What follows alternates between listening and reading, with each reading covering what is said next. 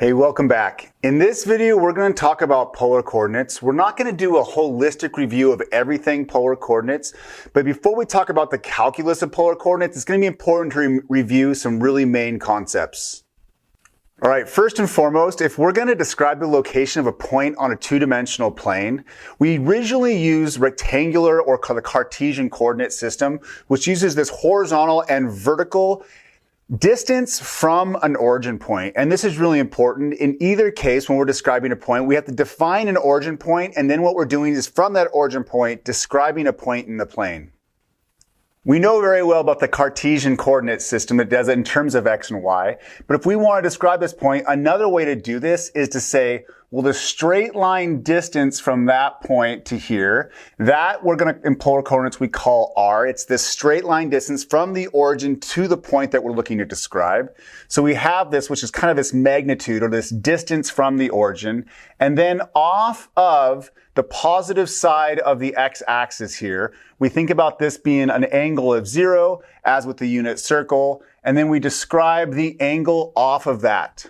So then this point right here, instead of being an xy value in polar coordinates, we'll describe it as an r and a theta. And because most of our time is spent in the plane describing it with Cartesian or rectangular points in terms of x and y, we need equations or relationships to go back and forth between polar coordinates and rectangular coordinates. And these aren't too hard. I won't prove all these you've seen. You could easily do this with the right triangle. But first and foremost, in this equation right here, we would have x over r equals the cosine of theta. And we would have y over r equals the sine of theta. Or more easily put, we can just multiply the r to both sides to get that x equals r cosine of theta and y equals r sine of theta. So those relationships will be really useful when converting between polar coordinates or rectangular coordinates, or polar equations and rectangular equations and vice versa. Also, other things that are of use is just the Pythagorean theorem in this case. We have x squared plus y squared equals r squared.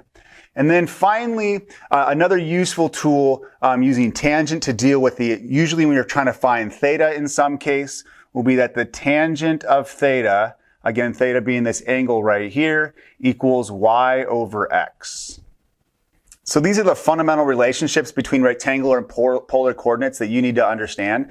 But there's other interesting features of polar coordinates. For instance, if somebody gives you a negative r value, we define that as you're facing in this angle's direction, but the radius, the length that you go, this magnitude, you would go in the opposite direction. That opposite direction would be 180 degrees or pi radians away from the direction you're facing. In other words, if you have something like this and you don't want to think of it in terms of a negative r, you can rewrite it by adding a pi to this or subtracting a pi, to be honest.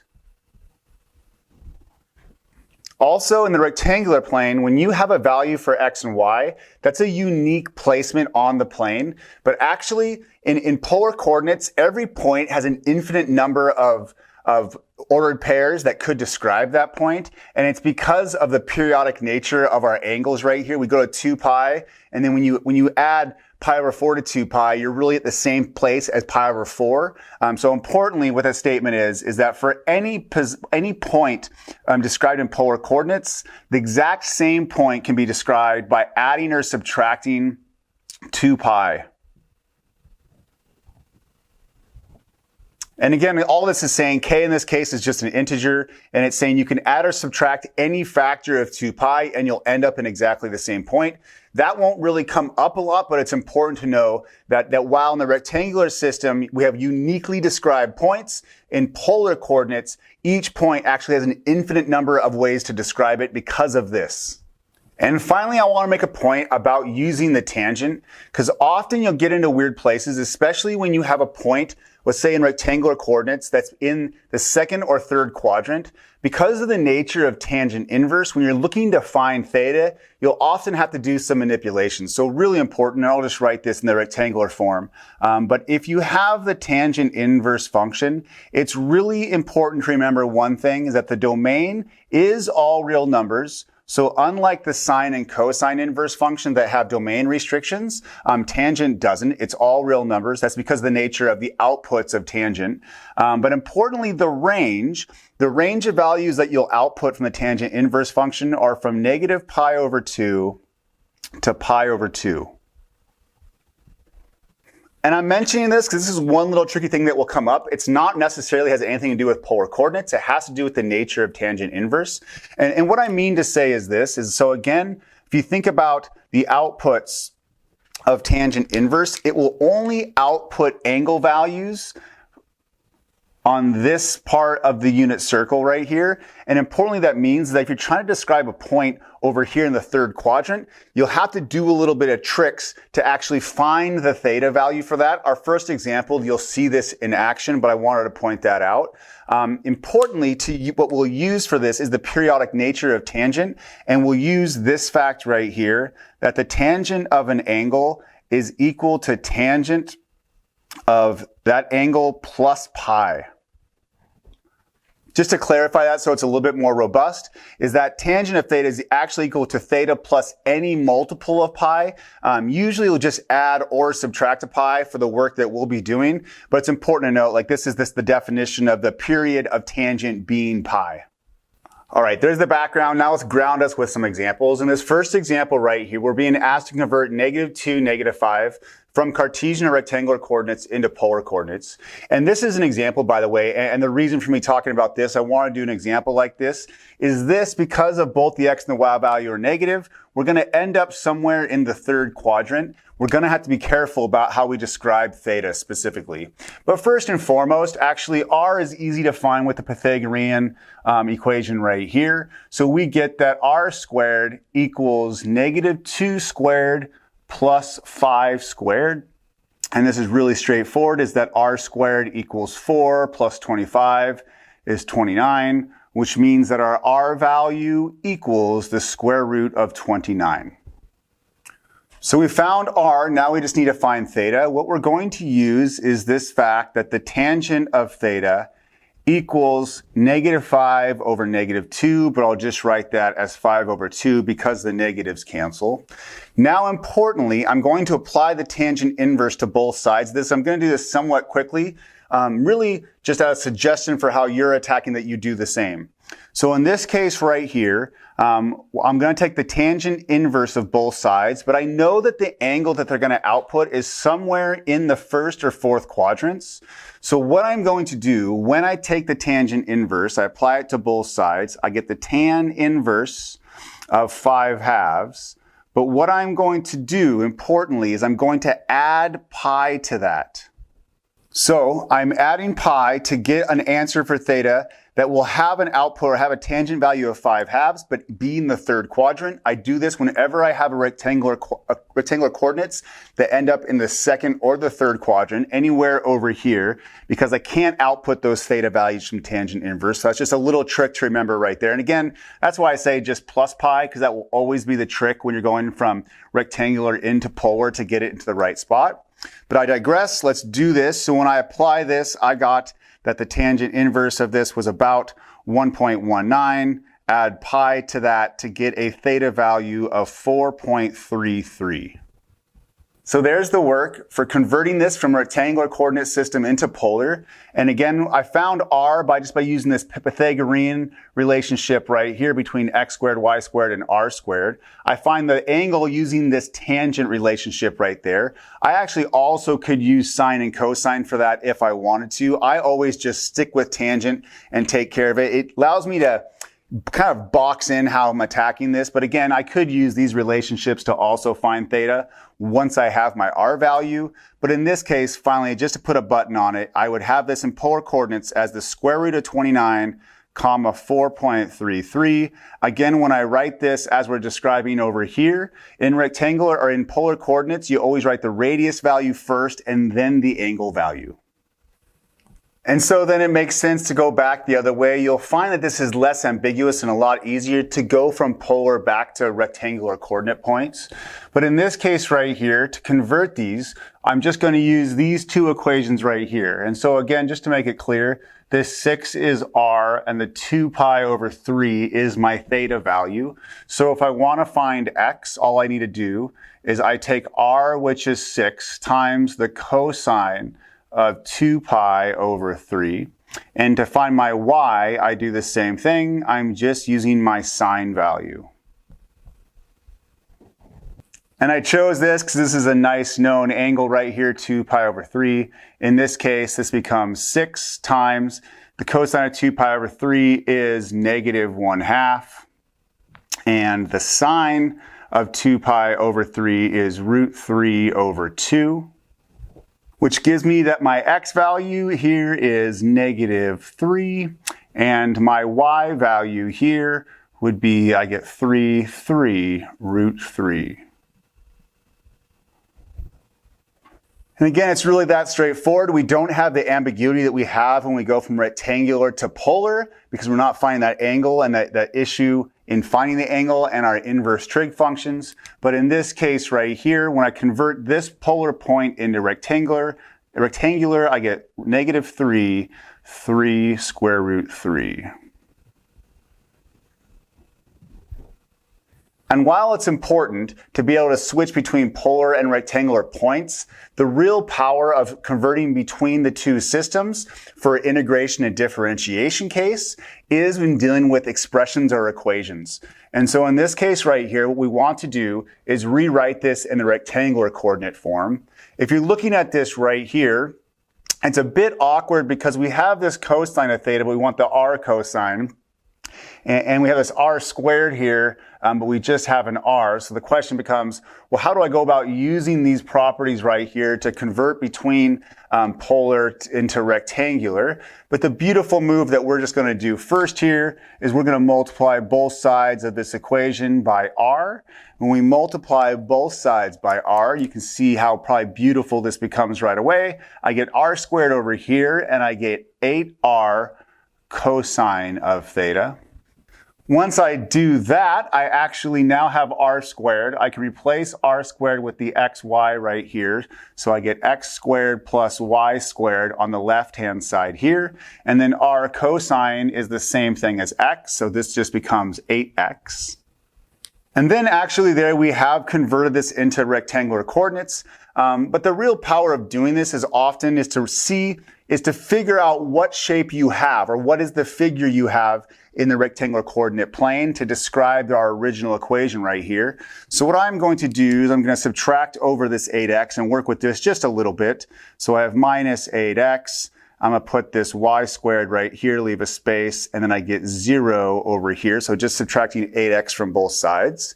What I'm going to do now is an important trick when dealing with any kind of equation. I want to remind you of this. I'm going to complete the square with the x's here. When I do that, I take half of this linear coefficient value, this negative 8. I divide that by 2 to get negative 4 and square it to get 16. And so what I'm going to do is add 16 to both sides. So again, I'm completing the square. I know you've seen this. You probably haven't seen it recently, but we've done this. So when I complete the square, what I know is that this expression right here, I need a plus, in between those two. So I've added 16, I have as plus y squared. Here, this factors perfectly into x minus 4 squared. This is obviously stays as y squared, and then I have 16. And so in my mind, this is the best form of this rectangular equation, or this equation described in terms of rectangular coordinates. And by the way, real fast, just to describe this is a circle, we know, and it's centered at x equals 4, y equals 0, and it has with radius of the square root of this right here.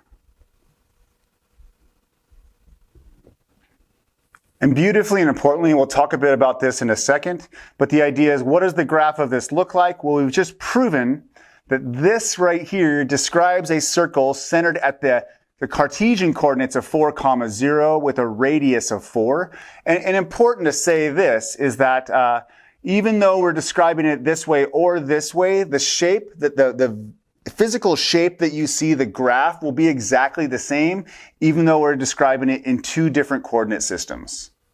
And then, as you may have guessed, what we're going to do is take a Cartesian coordinate equation and write it in polar form. Again, the first step of this won't be too difficult, but what we want to do, by the way, if I haven't mentioned it yet, is we want to get to a point where we write at r equals. So just like we like writing rectangular Cartesian coordinate equations as y as a function of x, so y equals a bunch of jazz with x in it, if we have a function. If we have a function in polar coordinate system, we want r equals. So let's show all that work here real fast.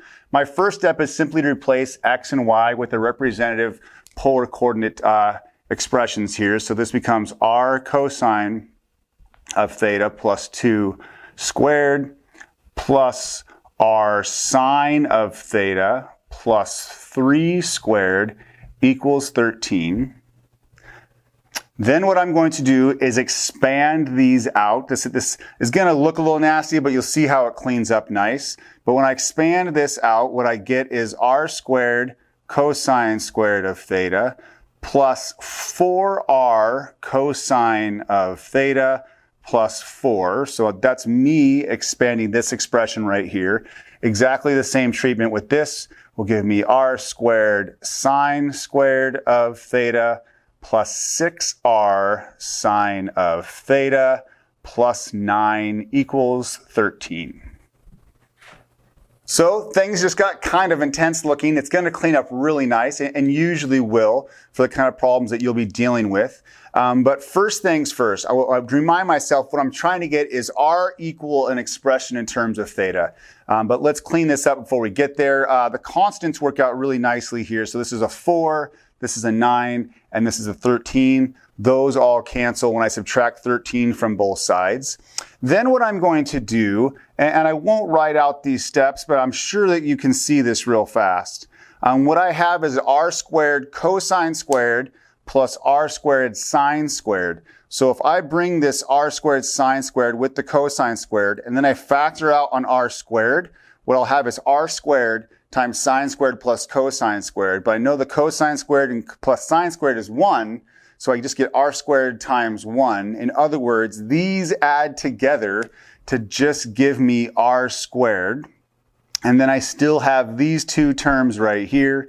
So plus 4r cosine theta plus 6r sine of theta.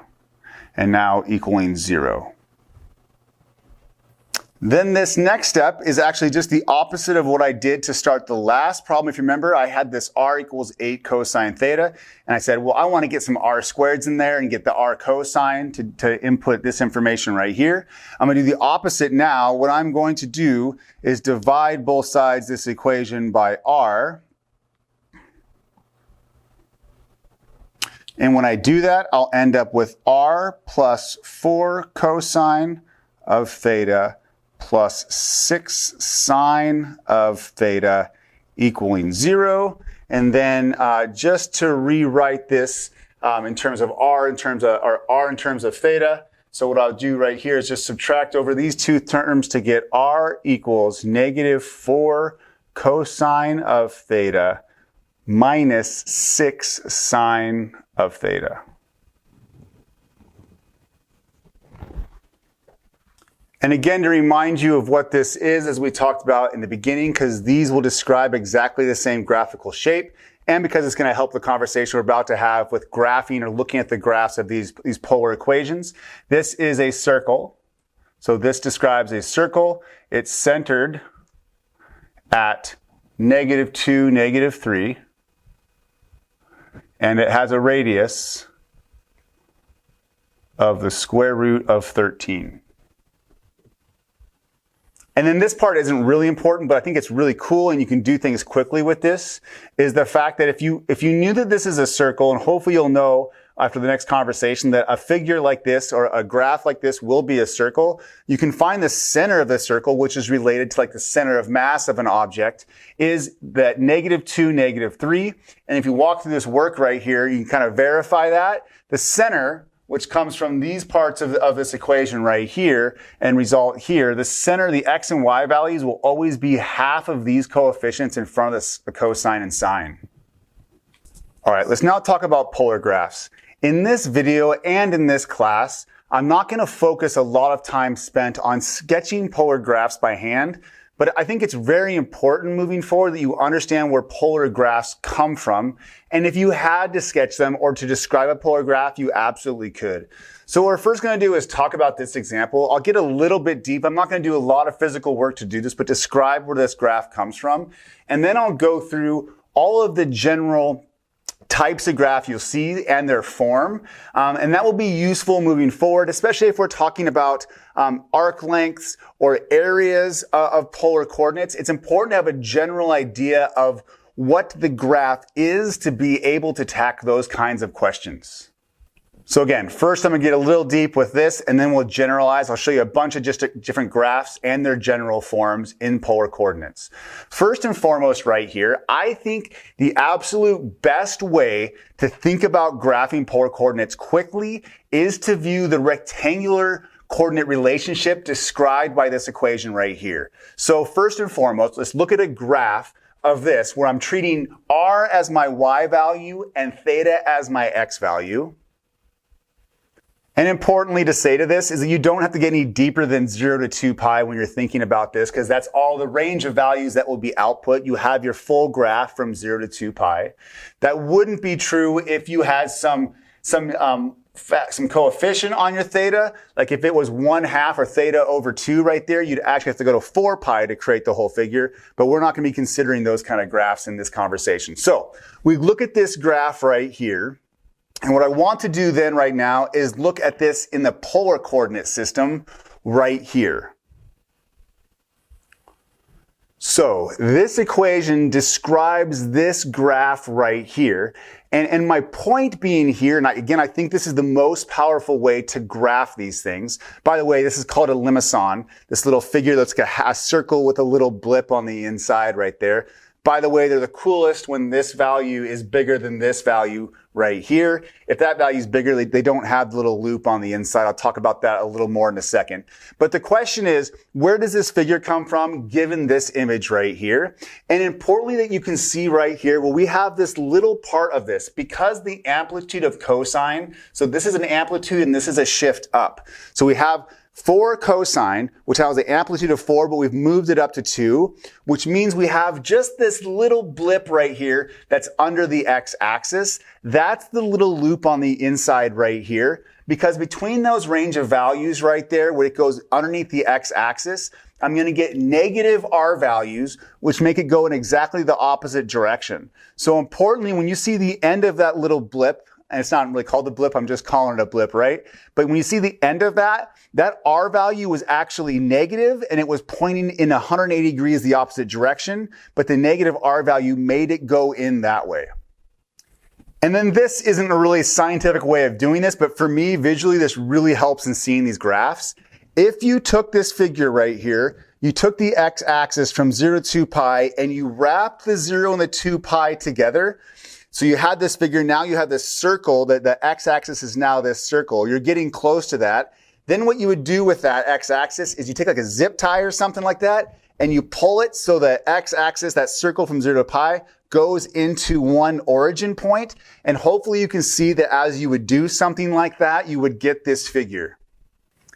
By the way, to any of you, it's been my dream to have some kind of computer animation that would do that. I've never spent the time to get into it. I haven't found anything.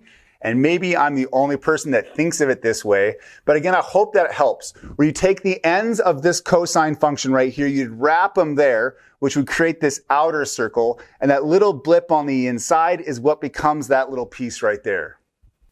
Okay, so we're quickly just going to run through some polar curves to end this video. And it's not expected you've memorized all of these, but the hope is you do have a little bit of understanding where they came from, given the examples we've already seen, and just your understanding of polar coordinates. First of all, if you're giving something that is theta equals k, so this is a constant. These two cases I have right here are like y equals 5, or a constant, and then x equals a constant, right? So in this first example right here, if I were to graph theta equals pi over 4.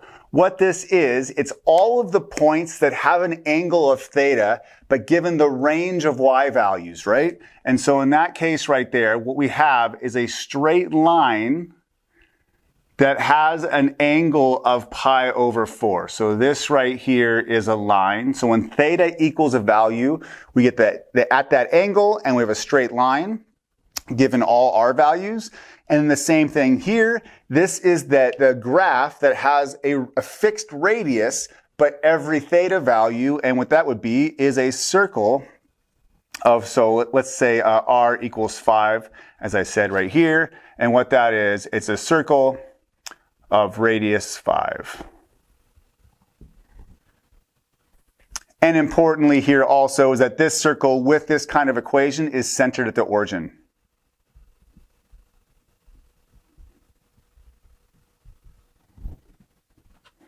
So let's run through some other forms. I'll give you the general forms here, but we'll use Desmos to give you a beautiful graphical version of what we're talking about. First up, we have polar equations of the form r equals a cosine theta plus b sine theta. A and b throughout all these explanations, just arbitrary constant values. This will output a circle. We actually know that right over here. We've already seen that and described that. But importantly, these are circles. And also to say is that you can think about any a or b being 0, and if you had something like a cosine of theta, this is a circle that's actually, it's centered on the x-axis, and if you have r equals, we'll just say b sine of theta right here, this would be a circle centered on the y-axis. And then if neither a or b are 0, then what you get is this circle that's not centered on one of the axes. And then if you have these linear equations, so r equals a plus b theta right here, beautifully, for some reason I just love r equals theta, the equation right here. What we get in this case, these linear equations in polar coordinates, are these beautiful spirals.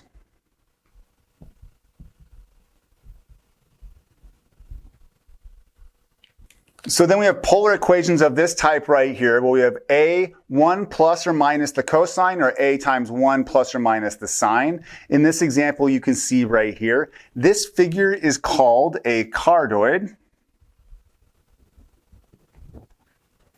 And just to me, it's kind of interesting to look at this and to think, why, if I have a 4 right here, why when I'm at 3 pi over 2, why does that output an 8, or a radius of 8, and why does it have that shape? And the same reason, why at pi over 2 do I have a radius of 0? And given when you're thinking about this, if you're thinking about either of those real quick, is just say, you can quickly kind of think about the orientation of the ones that have sine versus the ones that have cosine. And then we have these figures right here. We've actually already seen this and talked about this. I'm a little excited about these. These are called limicons.